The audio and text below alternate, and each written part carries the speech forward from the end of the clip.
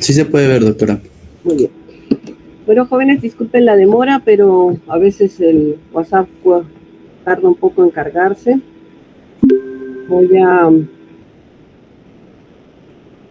Vamos a tener una clase un poquito larga, que es exploración otoneurológica. Vamos a empezar con pares craneales, exploración del octavo par, pruebas vestibulares, pruebas calóricas, y nervio facial y parálisis facial. Los pares craneales son 12 y realizan funciones sensoriales, motoras, y también hay nervios que son mixtos y otros que son complejos. La mayoría de ellos van a ver que tienen un componente, tenemos el nervio olfatorio, el óptico, los oculomotores, el trigémino, el facial, el auditivo vestibular, el glosofaringeo, el vago, el espinal y el hipogloso. El nervio olfatorio, que es el primero, es puramente sensorial, es el más corto de los nervios de los pares craneales e ingresa por la lámina cribosa del desmoides. Y lo que vamos a tener en la clínica es la anosmia, hiposmia, hiperosmia, cosmia y alucinaciones olfatorias. Es común en otorrino, o uno de los síntomas en la época de la pandemia con la que empezaron los pacientes fue con alteraciones del olfato, que es la anosmia, que es la falta de olfato, y la hiposmia, que es la disminución de los olfatos. Doctora, disculpe por interrumpirla, pero no están pasándose las diapositivas. Ah, qué raro. A ver, vamos a ver. ¿No logran verlas? No, sí se ven las diapositivas, pero no se pasan, o sea, no pasa a la siguiente. A ver, ahora. Dejó de proyectar. A ver.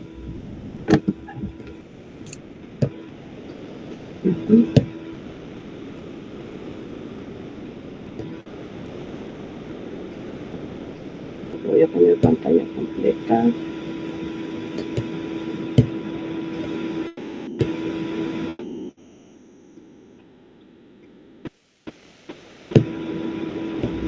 A ver, ¿ahora? Ahora sí pasa, doctora. Parece que... Muy bien. Como les decía, son 12 pares craneales. Vamos a empezar con el octavo par, el primer par, que es el par olfatorio. ¿Y cómo investigamos? ¿Cuáles son los antecedentes patológicos que nos pueden indicar por qué un paciente puede tener alteraciones del olfato? Los traumatismos craneales, los cuadros de vías aéreas respiratorias superiores, neumonías, cirugías como la neurocirugía endoscópica de hipófisis, porque justamente pasan por esa zona, pueden alterar al nervio del olfato. Tumores del seno etmoidal o los neuroespecioblastomas.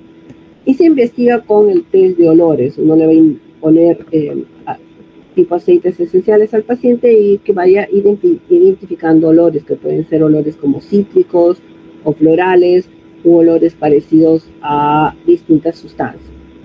Está relacionado con el sistema límbico, con la memoria y con el reflejo nauseoso. Si uno puede sentir un mal olor y llegar a sentir arcadas, esto es parte del reflejo nauseoso condicionado por el olfato.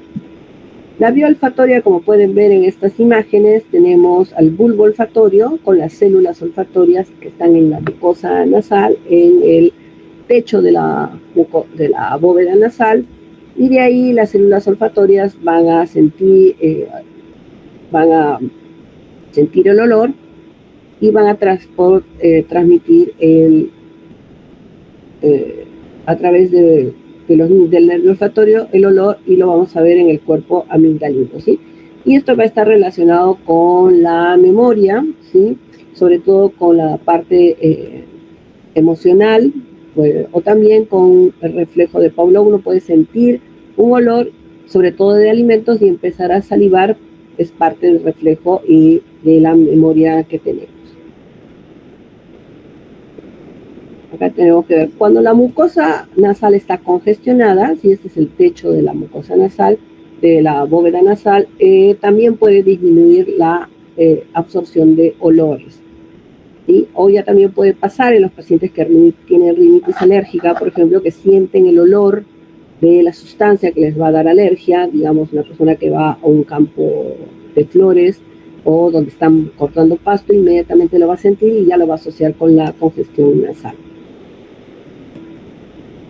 Entonces, como les decía, está relacionado con emociones, afectos, sensación de hambre y sed, y centro de recompensa y placer. ¿Sí? Apetito sexual también está relacionado con las feromonas, ¿sí? Eso se ve sobre todo en el mundo animal, pero incluso a algunas personas han llegado a decir que han realizado perfumes de los que son de venta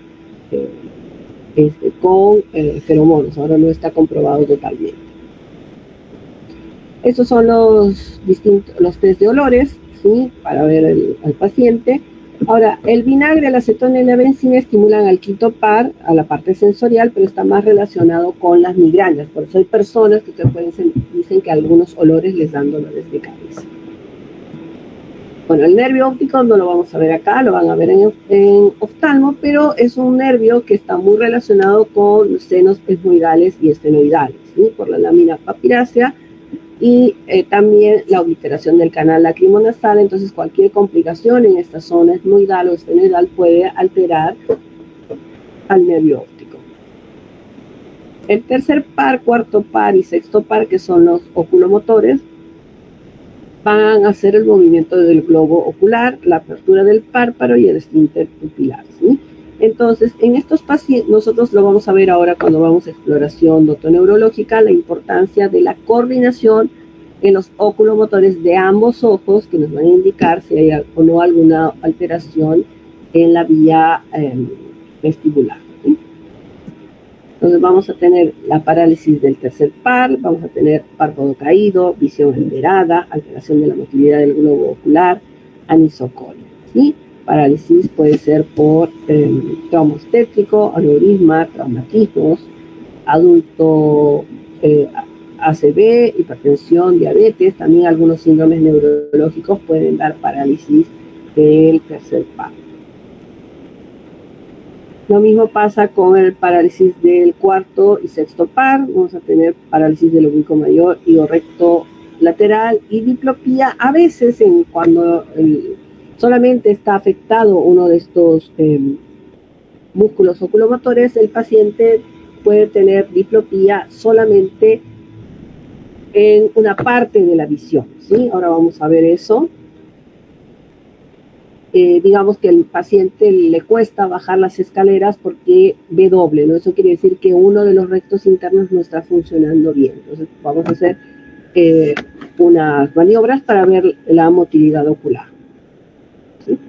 Y como les decía, hay una interconexión entre los nervios oculomotores y el sistema vestibular. Esto lo vamos a ver un poquito más tarde en la clase, pero nosotros cuando escuchamos un sonido fuerte, digamos que estuviéramos en clase y yo diera una palmada a la mesa, ustedes van a buscar inmediatamente el origen del sonido. Ese es un reflejo oculovestibular, ¿sí? Entonces inmediatamente, o vestíbulo ocular, vamos a buscar el origen y nuestros músculos recto interno de un ojo, el recto externo del otro ojo, se van a contraer y van a buscar el origen con la mirada, ¿sí? Esto tiene que estar bien coordinado, porque cuando no hay una coordinación adecuada nos indica que algunas partes del tronco cerebral está siendo afectada. Y entonces esto es lo que vamos a hacer con nuestro paciente. Le vamos a indicar que mire un objeto, ¿sí? Que lo siga con la mirada, girando la cabeza. Eso nos va a dar el reflejo oculovestibular. El quinto par trigémino es un nervio motor sensitivo y da sensibilidad a la hemicara, meninges, fosas nasales, tercio anterior de la lengua y dental, ¿sí? Este es el culpable de nuestro temor de ir al dentista. Es la inervación de músculos motoros, músculos de la masticación, en relación con el séptimo par por la cuerda del tímpano. El nervio vidiano también, tenemos el ganglio de Gesser, y las tres ramas se divide en nervio oftálmico, maxilar y mandibular.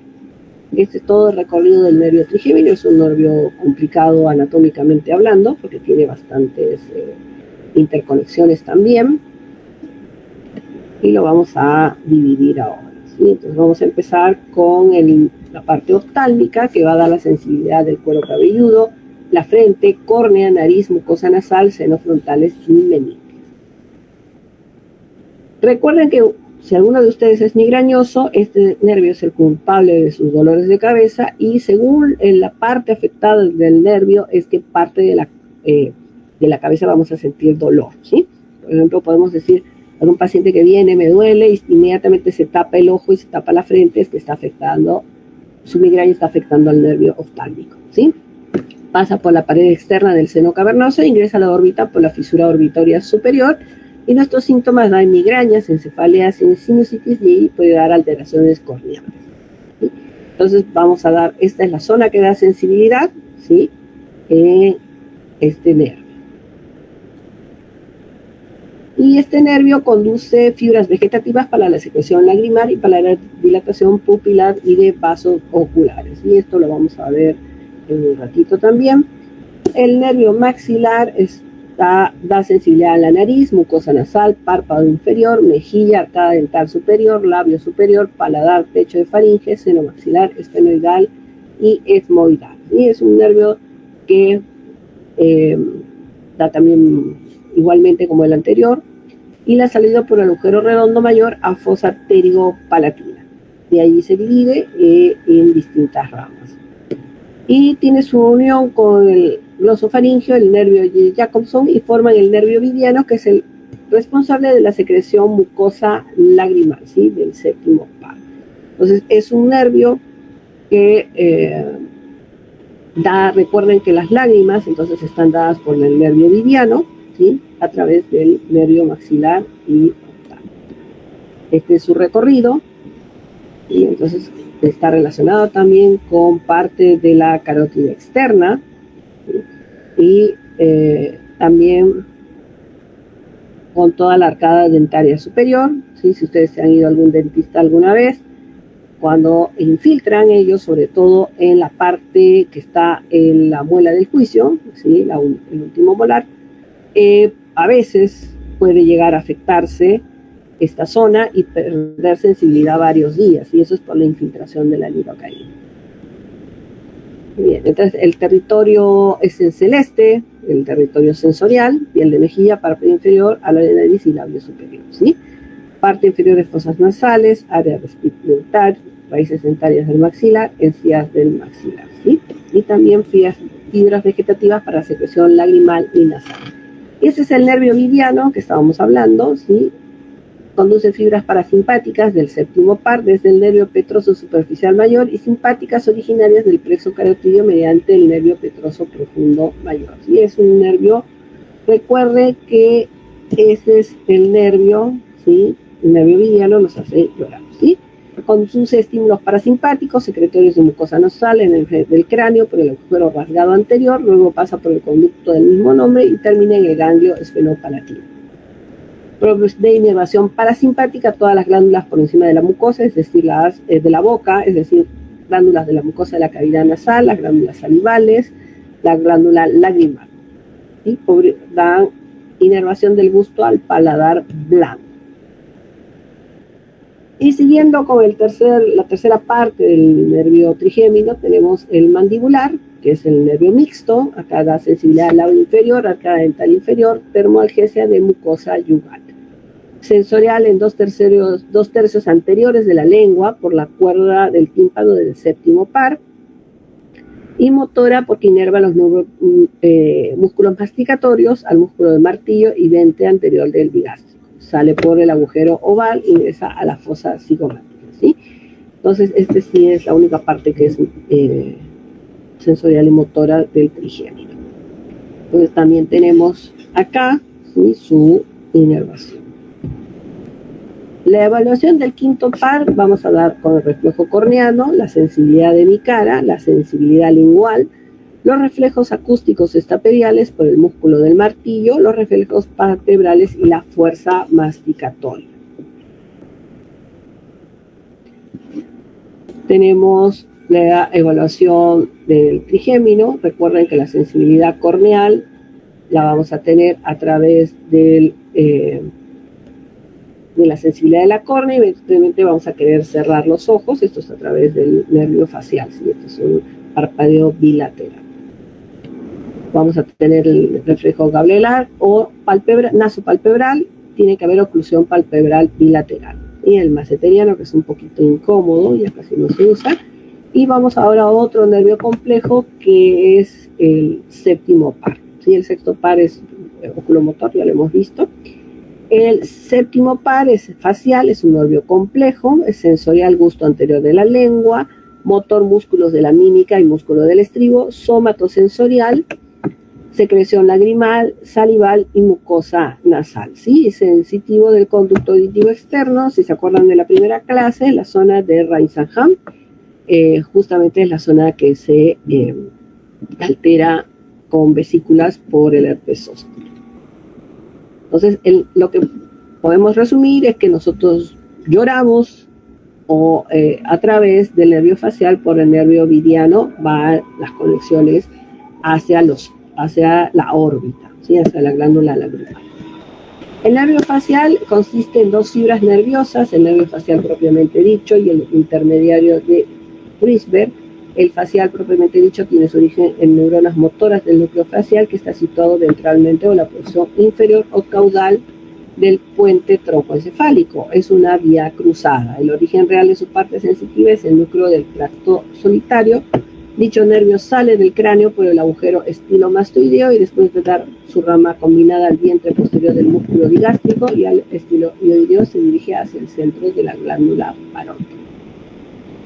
Es el mayor recorrido intraóseo, está íntimamente relacionado con oído medio y oído interno sobre todo. Ingresa al hueso temporal por el conducto auditivo interno y junto con el nervio del octavo par. Dentro del hueso se divide en tres porciones. El primer segmento, o el llamado laberíntico, porque está al lado del laberinto, esta primera porción, y va a salir del nervio del conducto auditivo interno y termina en la primera rodilla o codo facial. Ganglio geniculado, este segmento se relaciona con el laberinto y la cóclea, ¿sí? El ganglio geniculado sale una rama que es el nervio petroso superficial mayor, ¿sí? El segundo segmento, o llamado timpánico, comienza en el ganglio geniculado y termina en la segunda rodilla facial. Del facial piramidal recorre la parte media de la caja timpánica, de anterior a posterior, relacionándose con la apófisis cocleariforme, ventana oval y conducto semicircular externo. ¿Sí? Acá estamos hablando, la primera porción se ve más oído interno, la segunda porción oído medio. El tercer segmento mastoideo comienza en la segunda rodilla del facial y termina en el agujero estilomastoideo. De este segmento emerge la cuerda del tímpano que va a ir dentro de la caja timpánica hacia el tímpano. Sí, este nervio inerva la lengua. Y toda su porción intertemporal, el nervio facial está recubierto por una envoltura llamada acueducto de Falopio. ¿Sí? Si ustedes se fijan acá, esta es la entrada del nervio facial y el nervio acústico, ¿sí? Y de acá empieza su inervación, ¿sí? Va a dar su primera codo y de ahí entra a caja timpánica. Y este es el recorrido, ¿sí? Es bastante complicado. Una vez que sale del cráneo por el agujero estilomastoideo, va a inervar dentro de la parótida a los músculos de la mímica, ¿sí? Se divide en un plexo temporofacial y otro cervicofacial, inervando los músculos de cara y cuello. El nervio facial tiene varias ramas y las ramas intrapetrosas, el nervio petroso mayor da inervación parasimpática a la glándula lagrimal, seno esfenoidal, etmoidal, frontal y maxilar, a la cavidad nasal y fibras gustativas especiales al paladar por medio del nervio ovidiano. El nervio estapedial inerva el músculo del estribo en el oído medio, que es el músculo más pequeño del organismo, junto con el hueso del estribo, ¿sí? El hueso estribo. El nervio de la cuerda del tímpano, inervación parasimpática a la glándula submaxilar y sublingual y fibras gustativas al tercio anterior de la lengua. Rama del plexo timpánico, nervio auricular mayor, motilidad de los músculos preauriculares y rama de digrástico estiloides, rama cervicofacial, bucal inerva el músculo cocinador y auricular de los labios, mandibular al músculo macetero, cervical al músculo cutáneo del cuello y rama temporofacial, temporal inerva al frontal y a los músculos faciales por debajo del arco cigomático y cigomática músculo de nariz y labio superior. Y entonces esta es la cuerda del tímpano. que pasa justo alrededor de él. Bueno, cuando este nervio se altera, que puede ser cuando hay una ruptura de tímpano, porque está muy pegado al tímpano, o una cirugía en la cual se tenga que tocar el tímpano, puede haber un sabor metálico en el tercio anterior de la lengua, y esto puede ser problemas en un paciente que, por ejemplo, trabaje como en el rubro gastronómico, un chef para su área laboral. Entonces, es un síntoma que puede ser muy molesto para algunas personas.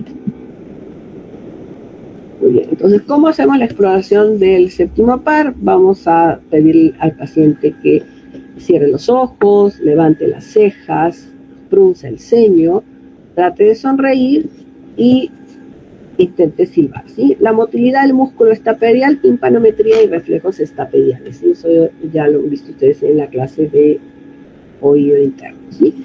El séptimo par, también la exploración, el curso del gusto del tercio anterior lingual, se coloca sustancia dulce o salada y se pide que identifique el sabor, ¿sí? Vamos al noveno par, que es el glosofaringio, es un nervio complejo, músculos de faringe, relación con la deglución, sensitivo mucosa faringea, amígdala palatina, tercio posterior de la lengua y trompa de Eustaquio y oído medio. Por este nervio a veces puede haber otalgia o dolor de oído en un paciente que tiene una faringitis porque da sensibilidad mucosa faríngea y oído medio. Sensitivo para el seno carotídeo y cuerpo carotídeo, sentido del gusto y secreción de glándulas salivales. ¿Sí? Entonces es un nervio que entra por acá. ¿Sí? Y como le digo, también músculo de la faringe, relación con la deglución, ¿sí? Entonces este paciente también le podemos hacer una evaluación, ¿sí? A través de orofaringe.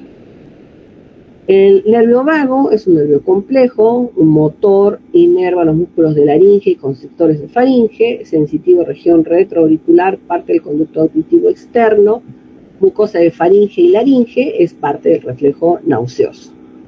Sentido del gusto por porción posterior de la lengua y epiglotis, víscero sensitivo de pulmón, corazón, grandes vasos, tubo digestivo hasta el colon ascendente. Motor parasimpático de musculatura lisa y glándulas de pulmones, esófago, estómago, vesícula biliar y disminuye el ritmo cardíaco, ¿sí? Entonces es el nervio más largo de los pares craneales.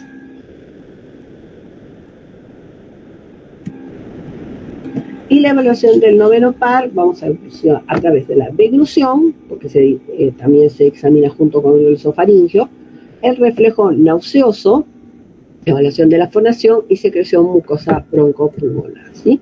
Entonces nosotros cuando formamos el bolo alimenticio, vamos a utilizar también la lengua, por eso se va a ver otro de los pares craneales, y se va a empujar la lengua a través del paladar y se tienen que abrir la faringe, para eso los elevadores de faringe se tienen que abrir, y se tiene que cerrar una parte de la garganta que es la epiglotis para que nuestro alimento no pase hacia vía aérea. Toda esta coordinación la hace todos estos pares craneales y cuando hay una alteración de esto podemos tener el riesgo de las microaspiraciones, ¿sí? Entonces también puedo ver cómo está funcionando parte del vago, del décimo par, a través de la parálisis de cuerdas vocales, ¿sí? Entonces vamos a hacer reflejo nauseoso, vía aferente noveno par y vía eferente décimo par, ¿sí? También tenemos el reflejo tusígeno, ¿sí? Y vamos a ver que están los receptores, tráquea y bronquios, faringe posterior, laringe, las vías aferentes, el vago, el laringeo superior, el trigémino, ¿sí? El sistema nervioso central, y las vías eferentes, vago, nervio frénico, nervios espinales C3, C2, ¿sí? Va a haber una contracción muscular y cierre de la glotis, ¿no? Entonces acá tenemos, estas son las cuerdas vocales, estos son los órganos del habla, de la fonación. Cuando ambas cuerdas vocales funcionan bien, no va a haber problema. El problema es cuando una de las cuerdas vocales se paraliza por alguna alteración del nervio vago, vamos a tener problemas como disfonía o problemas para respirar. El onceavo par o par espinal es un nervio puramente motor, inerva el músculo esternomastoideo y el trapecio y es la motilidad del cuello. Y entonces este nervio sí es bastante sencillo. Y el décimo par o hipogloso es el es el músculo motor, inerva músculos intrínsecos y extrínsecos de la lengua, y los músculos hioideos, tiroideo y genio-hioideo, ¿sí? Entonces la evaluación también de la lengua, porque está inervada por el 12º par, vamos a pedirle a nuestro paciente que saque la lengua y vamos a ver asimetrías en su motilidad. Vamos a pedir que levante la lengua hacia arriba, hacia abajo, hacia un costado o hacia el otro, y nos va a indicar si hay una alteración en su motilidad. Muy bien, ya hemos terminado con pares craneales y ahora vamos a octavo par bis o cócleo vestibular. Este es un nervio sensorial, sentido de la audición y el equilibrio. Sentido del equilibrio con múltiples conexiones con pares craneales, ¿sí? El cócleo bis tiene el tercero, o sea, todos los oculomotores, tiene con el noveno par, el décimo par, el doceavo, sistema nervioso central y sistema propioceptivo. Esto es muy importante que lo tengan en cuenta porque muchas veces el paciente que está mareado directamente piensa que solamente es oído interno o peor todavía oído medio. A veces he escuchado a algún paciente decir que su médico le ha dicho que está mareado porque tiene mal el oído medio y yo me agarra la desesperación porque anatómicamente es imposible. Si el oído medio, salvo que tenga una laberintitis, no da mareos. Porque el órgano del equilibrio es otro, ¿sí? La sensación puede ser de giro, de aceleración, desaceleración, ascenso y descenso. Son movimientos lineares y angulares, por esto nosotros podemos sentir cuando estamos en un ascensor, si el ascensor sube o baja, ¿sí? También cuando estamos en un lugar, si estamos en un ómnibus, por ejemplo, si el ómnibus está en una curva o no, a pesar que estamos supuestamente en un lugar, todo esto nos lo da el cócleo vestibular. Hay una coordinación entre los canales semicirculares, uno de los lados se excita y el otro se inhibe para el movimiento endolinfático y de los otolitos, ¿sí? Entonces, ¿por qué les pongo esta imagen? Porque ambos lados, ambos sistemas vestibulares, porque son dos, estamos del oído izquierdo y del oído derecho, tienen que funcionar de la misma manera. Si uno funciona demasiado, se eleva y nuestro equilibrista se va a caer al mar. Cuando ya también el otro no funciona bien, igual se va a ladear y también se va a caer. ¿Sí? Esto es importante que lo sepan por la sintomatología. Entonces, este sistema explica cómo el cuerpo detecta y procesa la información sobre el movimiento y la posición de la cabeza para mantener el equilibrio y la estabilidad visual. Entonces, acá tenemos el octavo bis o el cócleo vestibular. El sistema vestibular está ubicado en el oído interno, contiene los órganos otolíticos, utrículo y sáculo, que detectan la aceleración lineal y los canales semicirculares que detectan la aceleración rotacional. Estos órganos contienen unas células ciliadas que se convierten en sus movimientos en señales neuronales que envían al cerebro a través del nervio vestibular, permitiendo el control de la postura y de la mirada en general. Como les decía al inicio, nosotros sentimos un sonido intenso y vamos a buscar el sonido, ¿no? Entonces, toda esa coordinación para que nuestros ojos giren hacia un lado, nuestro tronco gire hacia la zona del sonido, esto todo lo da el zona vestibular. Lo mismo pasa cuando yo estoy parado, sé si estoy parado sobre arena, sobre piedra o sobre una zona irregular, porque el sistema propioceptivo le manda a través de las espinovestibular información al núcleo vestibular para que se acomode la cabeza y vea si es necesario movernos o no de esa zona. Esto hace también que nosotros cuando estamos por tropezar reaccionemos rápidamente buscando agarrar un lugar donde sostenernos para evitar la caída. ¿Sí? Entonces, el utrículo y el sáculo son los responsables de detectar la aceleración lineal, movimiento hacia arriba, hacia abajo o hacia adelante, hacia atrás. Entonces, estos son los responsables que nosotros sintamos cuando vamos en un sensor, si vamos hacia arriba o hacia abajo, o si vamos hacia atrás o hacia adelante. Y la fuerza de gravedad. Contiene las máculas, donde las células ciliadas están cubiertas por membrana otolítica, con las otoconias, unas pequeñas masas que se mueven con el cambio de posición en la cabeza. ¿Sí? Están en ambos oídos, ¿sí? Y lo que van a hacer, ahorita vamos a ver imágenes para que sea un poquito más claro, y los canales semicirculares son 3 conductos, anterior, posterior y lateral, orientados en diferentes planos, detectan la aceleración rotacional, digamos, si yo voy a girar hacia la derecha o hacia la izquierda, o si voy a inclinar mi cabeza de un lado al otro tocando los hombros con mis orejas, ¿sí? En su interior, las células ciliadas de las crestas ampulares se mueven debido al flujo de la endolinfa, un líquido que contienen los canales, ¿sí? Entonces, esto es lo que vamos a tener, los distintos canales. Van a tener las células ciliadas que a través del movimiento del líquido se van a girar, van a moverse las cilias de las células y a través van a despolarizarse y van a mandar la información a través del nervio vestibular, ¿no? Zona de giro. Y vamos a detectar los movimientos cuando la cabeza se mueve, los órganos otolíticos o canales semicirculares responden, el movimiento lineal de la cabeza desplaza la membrana otolítica y el movimiento rotacional hace que la endolinfa fluya dentro de los canales semicirculares. ¿Esto qué quiere decir? Que cuando yo camino, ¿cómo puedo hacer?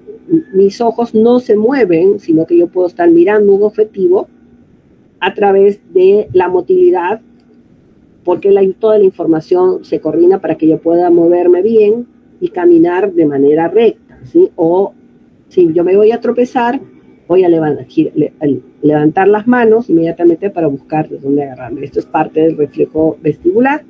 Y la activación de las células ciliadas, el movimiento de esas estructuras presiona o dobla los estereocilios, que son las cilias de las células ciliadas que están dentro de este laberinto, que son los mecanorreceptores, ¿sí?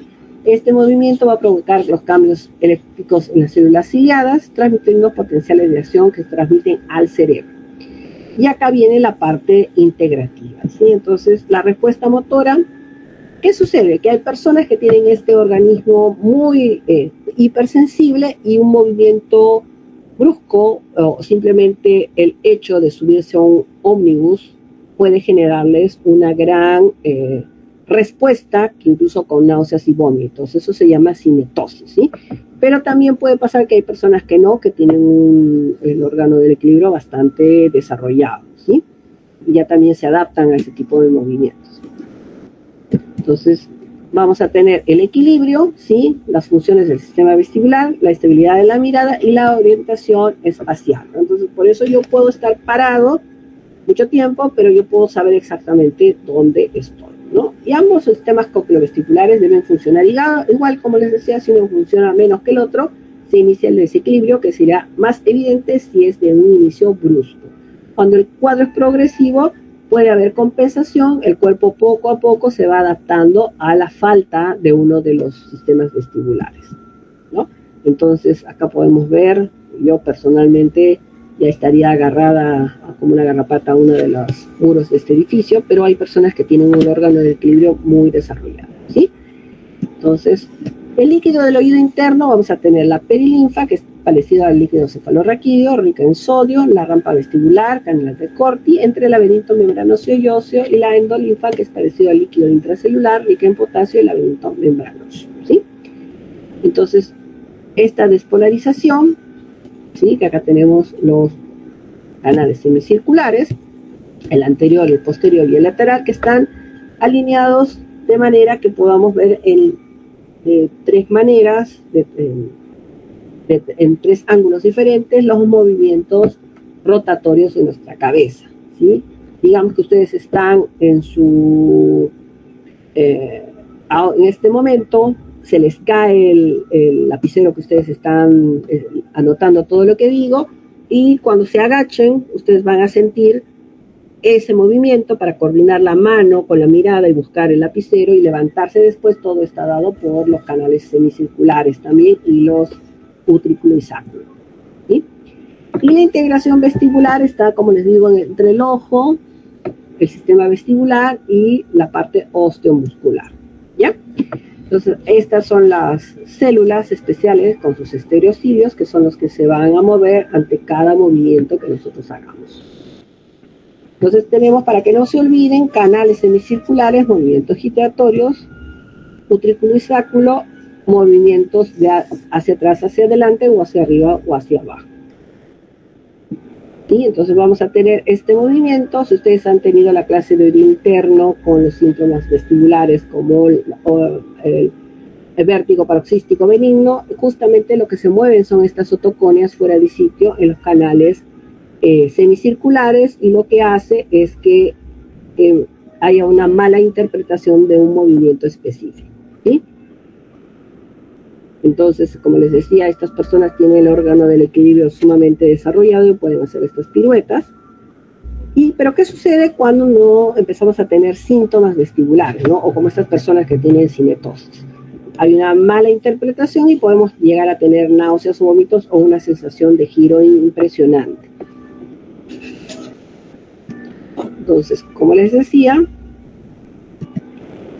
y lo que tenemos es la información visual, la información vestibular, la propioceptiva y la respuesta, toda la integración en los reflejos oculares y la postura. Muy bien.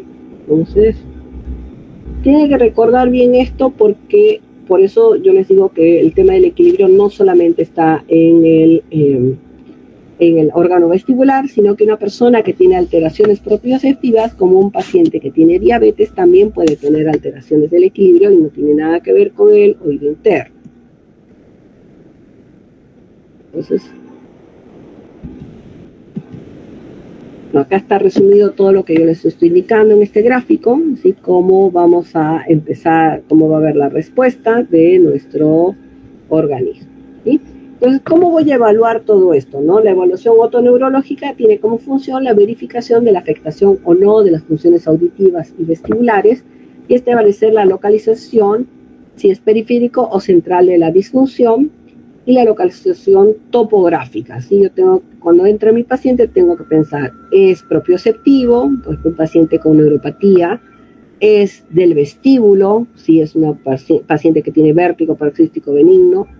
¿Es un problema de origen central? Un problema ya tumoral, por ejemplo. Tengo que empezar a buscar el origen, ¿sí? Entonces voy a preguntar primero los síntomas típicamente cocleovestibulares, que es el vértigo, que es una alucinación. Ilusión de movimiento giratorio, y es específico de la enfermedad vestibular, ¿no? El paciente que siente, no le pregunta si a mí me dan vueltas todo o yo doy vueltas, entonces esa sensación de inestabilidad que tiene el paciente, que puede ser incluso incapacitante. Las náuseas, los vómitos, hipoacusia en su gran mayoría unilateral, porque recuerden que este es un desequilibrio entre los dos órganos. Los acúferos, que es una alucinación auditiva, es escuchar un sonido, puede ser simple, pero si son voces es de evaluación psiquiátrica, ¿sí? Entonces, vamos a tener los síndromes periféricos, que son endolaberínticos o retrolaberínticos, son armónicos, son desviaciones segmentarias hacia el lado hipovalente.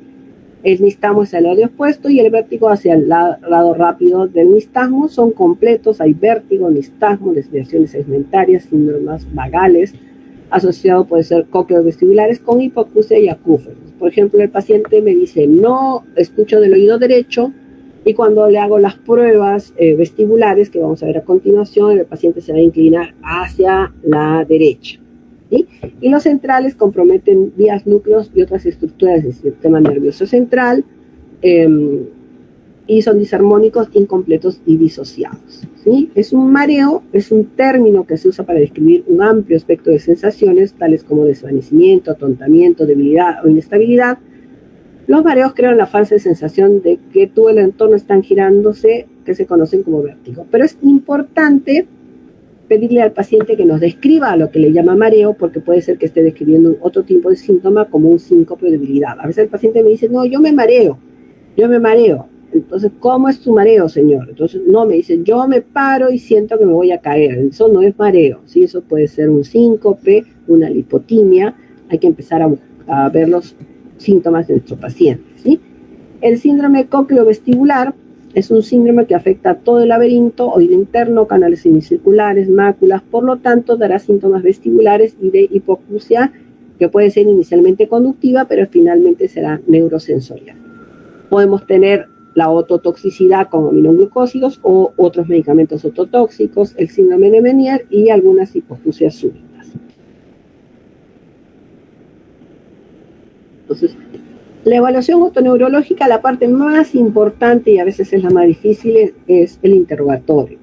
¿Es o no vértigo, no? El paciente realmente tiene un vértigo o tiene una lipotimia, tiene una hipotensión ortostática, tiene otra cosa, está llamando vértigo otra cosa, el tiempo de evolución, los factores desencadenantes, la duración del episodio y presencia de síntomas asociados, ¿sí? Y la otoscopia vamos a ver si es normal o hay una perforación timpánica. Lo que vamos a hacer es el examen del equilibrio postural, la prueba de Romberg, ¿sí? Que pongo a mi paciente parado y le voy a pedir que cierre los ojos un instante. Al cerrar los ojos voy a sacar la parte visual del sistema del equilibrio y el paciente tiene que estar parado. Ahora, si uno de los lados tiene una hipofunción, se va a lateralizar hacia el lado hipofuncionante, que puede ser, vamos a decir, el lado derecho, ¿no? Y si yo tengo alguna duda, puedo hacer el Romberg sensibilizado, que pongo un pie delante del otro, ¿sí? También puedo hacer en algún paciente que está muy mareado, puede ser que si se para se cae, puedo hacer lo mismo con los índices, al paciente lo siento, y le digo que extienda las manos, y vamos a ver, y cierre los ojos, entonces para ver si se inclina hacia un lado o el otro. En la prueba de Gutenberg o 3 de Fukuda es una marcha, ¿sí? Que se realiza en el consultorio y el paciente se ve hacia qué lado se lateraliza más, ¿sí? Se va a girar hacia un lado. Y la prueba de Babinski, que ya prácticamente no se utiliza porque se necesita un consultorio muy grande para hacer la estrella de Babinski, ¿sí? Prueba de Donadis y la atiadococinesia, ¿sí? También voy a hacer la prueba de la mirada, ¿sí? Voy a pedir al paciente que mire hacia un lado, hacia el otro, hacia arriba, hacia abajo, hacia distintos ángulos, porque esto me va a servir para ver cómo si hay alguna alteración en algún músculo oculomotor que esté dando esta sensación de vértigo o diplopía. A veces el paciente dice, no, yo veo doble cuando miro hacia abajo, ¿no? Entonces puede ser que uno de estos nervios no esté funcionando bien de los oculomotores.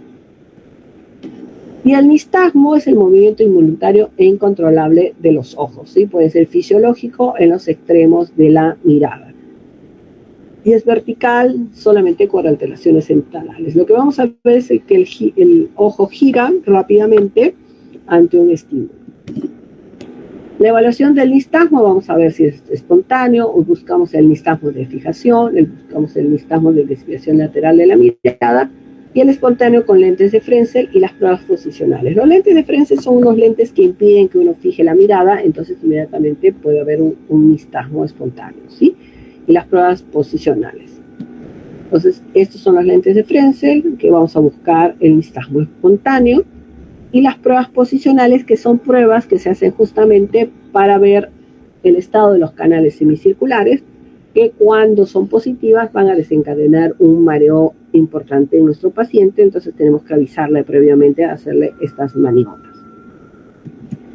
Y tenemos la prueba de Epley o la prueba de Dijol-Pye. ¿Sí? Personalmente yo utilizo más la prueba de Dijol-Pye. Entonces lo que vamos a tener que, si hay algún problema en el conducto, en el canal semicircular posterior, el hecho de hacer esta maniobra de poner la cabeza hacia abajo del paciente va a desencadenar inmediatamente nistagmo y mareos. Ahora, las pruebas con el electronistasmógrafo. Este es un examen en el cual vamos a buscar los nistagmos. Los nistagmos tienen que aparecer de manera espontánea con el estímulo que vamos a realizar, ¿sí? Y tienen que durar cierta cantidad de tiempo y después se hace un gráfico de la lectura, de la interpretación del electronistasmógrafo. Entonces, vamos a tener distintas miradas, ¿sí? Y este es el electronistasmógrafo. Y estas son las pruebas calóricas o térmicas, que son unas pruebas en las cuales vamos a estimular a través del conducto auditivo la presencia de nistagmo, y tenemos que tener que el conducto debe estar permeable, o sea, no puede tener tapones de cera, y el tímpano tiene que estar íntegro porque yo voy a colocar líquido, ¿sí? Se coloca la cabeza con 30 grados con horizontal. Esto verticaliza los canales semicirculares. Avisar al paciente que las pruebas van a desencadenar vértigo. Se irriga el conducto con agua a 44 y 30 grados centígrados. Y se espera que desencadene el vértigo a los 30-40 segundos, durando de 90 a 120 minutos. Se observa la reflectividad, la hipovalencia y la preponderancia, ¿sí? La prueba de estimulación calórica puede ser la prueba de Clausen con 20 mililitros de agua durante 30 segundos en cada oído. La prueba de Holpike se estimula con 240 mililitros a 44-30 grados durante 40 segundos, y la prueba de Face a cada oído 125 mililitros a 40 y 30 grados durante 30 segundos. Ahora, la respuesta que yo busco es que haya nistagmo, pero cierta cantidad de tiempo y con determinada intensidad, ¿sí? Entonces, como ustedes, los que ya han rotado por otorrino, ya han visto lavados de oído, es algo muy parecido, pero yo voy a buscar una respuesta en mi paciente, ¿sí? Entonces, acá lo que se ve en este gráfico es cómo se empieza a ver la presencia de nistagmo. Entonces, la mariposa de Clausen es un dibujo en el cual se van anotando la cantidad de nistagmos presentes en cada estudio que hemos hecho, porque es ojo derecho a 30 grados, ojo derecho a 44 grados, ojo izquierdo a 30 grados y ojo izquierdo a 44 grados, ¿sí? Y vamos a ver si hay respuesta o no. Y acá vamos a ver los nistagmos, ¿sí? Entonces puede haber una hiperreflexia, ¿sí? Una gran cantidad de nistagmo, una norboreflexia, ¿sí? Y lo que este es el gráfico, la mariposa de Clausen, en la cual tiene que entrar en estos rangos, en color verde, la cantidad de nistagmos que ha tenido el paciente. Puede haber una hiperreflexia unilateral, digamos que es un paciente que está cursando síndrome de Meniere, y en medio de la activación del síndrome le hacemos este examen. Podemos tener una preponderancia hacia la izquierda, una hiporreflexia unilateral, digamos que es un paciente que ya ha tenido un traumatismo de oído y ha perdido la audición, el oído interno de ese lado, no va a haber una respuesta muy pobre. Bilateral, por ejemplo, en un caso de ototoxicidad puede pasar esto, ¿sí? Hiperreflexia bilateral. Arreflexia unilateral, como digo, esto también puede pasar en un accidente de tránsito, que hubo una fractura de temporal con destrucción de oído interno, no hay respuesta de ese oído, ¿sí? Arreflexia bilateral, también esto puede pasar en un paciente que haya recibido una gran cantidad de ototóxicos y haya quedado también con hipoacusia, ¿sí?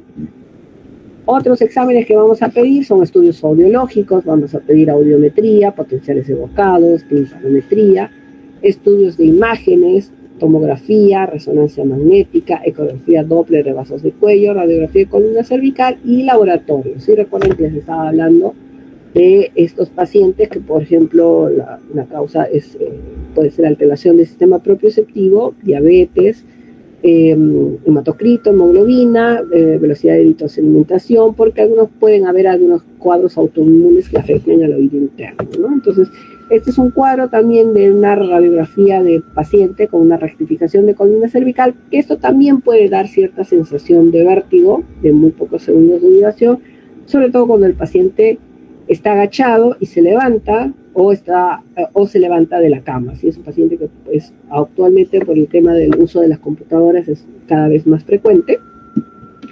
También podemos tener un paciente que tenga un tumor del octavo par, ¿sí? Ustedes ya han tenido esta clase, eso se ve a través de una resonancia. Tenemos las pruebas rotatorias, la posturografía dinámica computarizada. Y este es un pequeño cuadro de cómo tienen que ir pensando en los distintos diagnósticos que vamos a tener con nuestros pacientes, ¿sí? Recuerden, con hipoacusia, afectación coclear, una labirinthitis, un vértigo único, neuritis cocleovestibular, en síndrome de Reisman-Campbell, crisis de vértigo recurrente. Con hipoacusia podemos Meniere, migraña tipo basilar, enfermedades autoinmunitarias del oído interno, neurosífilis, otosífilis, fístula perilinfática. Y sin hipoacusia, neuronitis vestibular, provocadas, vértigo posicional paroxístico benigno, provocado por la presión, fístulas perilinfáticas, espontáneas, migraña vestibular, vértigo metabólico, vértigo paroxístico infantil, vértigo de origen vascular, Ahora, el vértigo metabólico, estamos hablando del alcoholismo, ¿sí? Una persona que ha ingerido una gran cantidad de alcohol puede sentir todos estos síntomas que acabamos de describir, ¿sí? Entonces acá tenemos más evaluaciones del equilibrio, ¿sí? Y recuerden esto, por eso he puesto estas imágenes para que no se olviden, de que la regulación del equilibrio está entre el sistema vestibular, la visión, el sistema nervioso central y el sistema propioceptivo. Muy bien, y vamos a la última parte de nuestra clase. No sufran todavía. Es la parálisis facial, es la definición, es la disfunción de la zona del par craneal séptimo par, el nervio facial, que recordamos que es un nervio complejo que resulta de la incapacidad de controlar los músculos faciales del lado del nervio afectado. La etiología puede ser tumores cerebrales, ACV desconocida, que es la más común, la parálisis de Bell, complicaciones de otitis media aguda o otitis media crónica. Recuerden que la segunda parte, una parte del nervio facial pasa en la caja timpánica, ¿sí? Traumáticas, heridas cortantes, traumatipos encefalocraneanos en el parte, ¿sí? Entonces tenemos la clasificación, que está la central, que se debe a la interrupción de las fibras nerviosas que unen la corteza cerebral con el núcleo del nervio facial. Afecta a la parte de la cara opuesta del lado donde se encuentra la lesión. Se caracteriza por una parálisis facial de mitad de la cara. En su mitad inferior respeta los párpados y la frente, suele afectar los músculos de la mejilla y el contorno de su cara, ¿sí? La causa más frecuente es el ACV.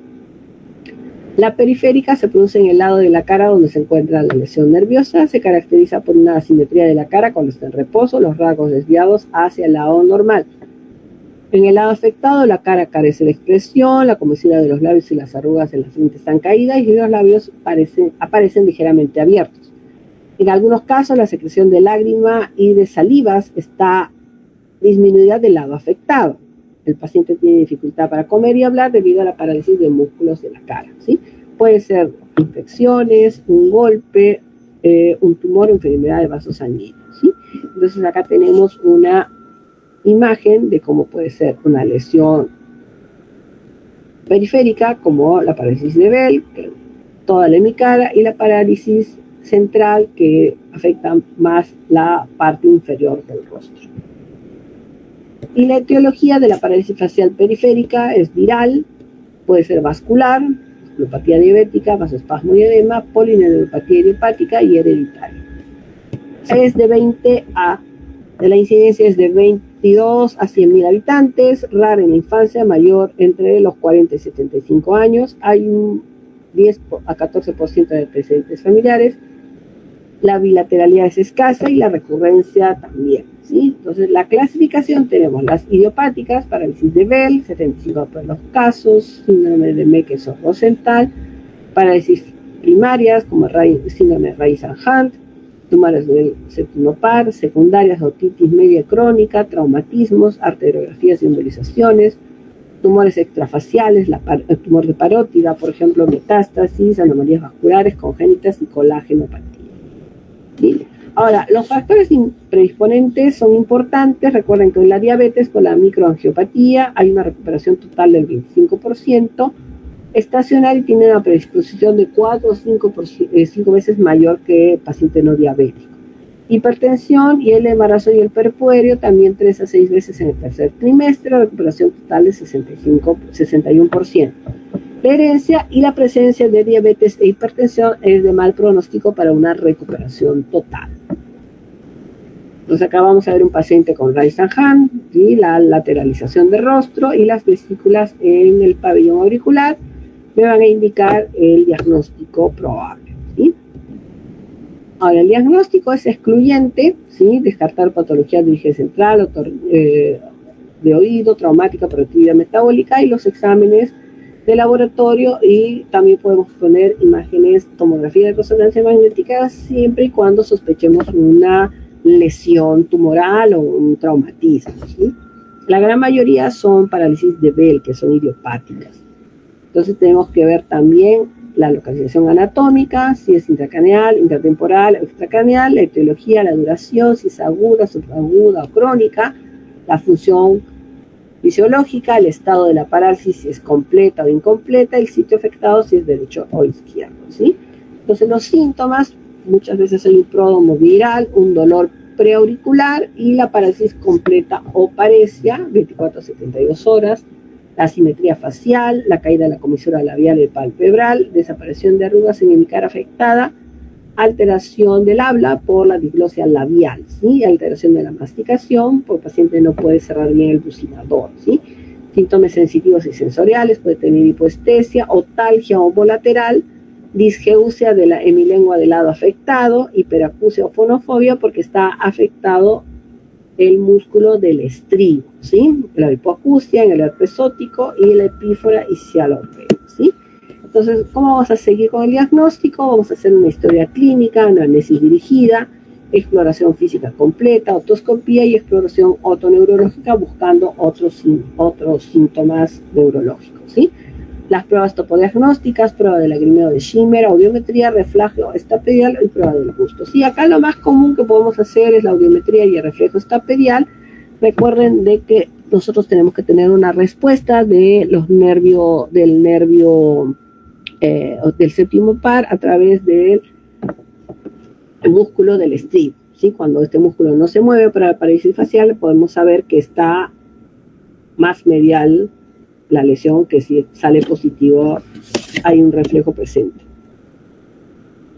El diagnóstico podemos tener las pruebas electrofisiológicas, que tenemos la electroneurografía y la electromiografía a más de 15 días.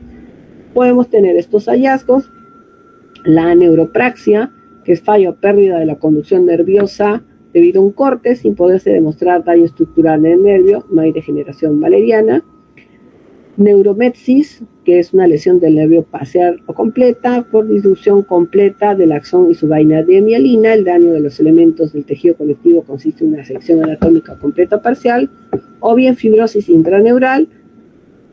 No puede conducir regeneración espontánea. La pérdida de la función nerviosa es completa, sensitiva o motriz. La única posibilidad de recuperación es la intervención quirúrgica. Esto puede pasar en un traumatismo de cráneo, que con una fractura que ha lesionado el nervio facial, ¿sí? Y la axenometsis, lesión del nervio facial axial, elongación de las fibras y, sin embargo, la regeneración del axón espontánea y de buena calidad, ¿sí? Y el tratamiento es las gotas oftálmicas lubricantes, 2 gotas cada 8 horas, oclusión ocular nocturna, porque como no hay un cierre completo del párpado, se puede llegar a ver úlcera de córnea, ¿sí? Lentes oscuros durante el día, fisioterapia, prednisona 1 miligramo kilo durante 7 días con disminución paulatina, aciclovir 400 miligramos cada 8 horas por 10 días. Esto si yo estoy pensando en un Reis-Ham, ¿sí? Fisioterapia. El seguimiento, vamos a hacer un seguimiento clínico y una escala de valoración de House-Bragman y las pruebas electrofisiológicas para evitar el grado de inervación y pronóstico. El grado 1, función normal, grado 2, disfunción leve, grado 3, disfunción moderada, grado 4, disfunción moderadamente severa, disfunción severa, poca motilidad, y grado 6, parálisis total. Y mientras más alto es el grado, peor va a ser el pronóstico. Pero del 70 al 85% de los pacientes se recuperan sin tratamiento médico en un lapso de 6 meses. ¿Esto qué quiere decir? Que como es idiopática o puede ser viral, poco a poco el nervio se va regenerando y el paciente va a recuperar la motilidad de su hemicara.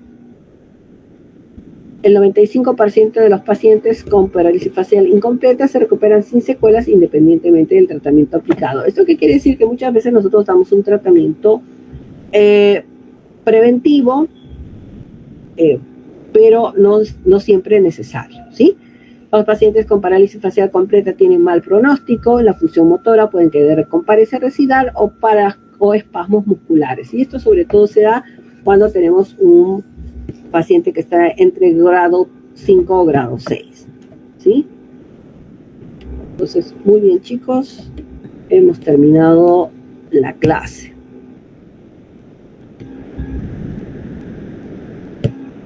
No sé si tienen alguna duda,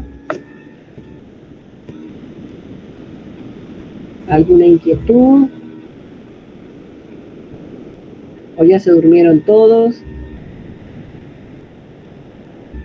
Me parece que no hay preguntas, doctora. Muy bien. Buenas noches, buen fin de semana. Ya nos estamos viendo en la próxima clase y bueno, las prácticas con quienes les toca prácticas conmigo, ¿sí? Buenas noches. Buenas noches, doctora.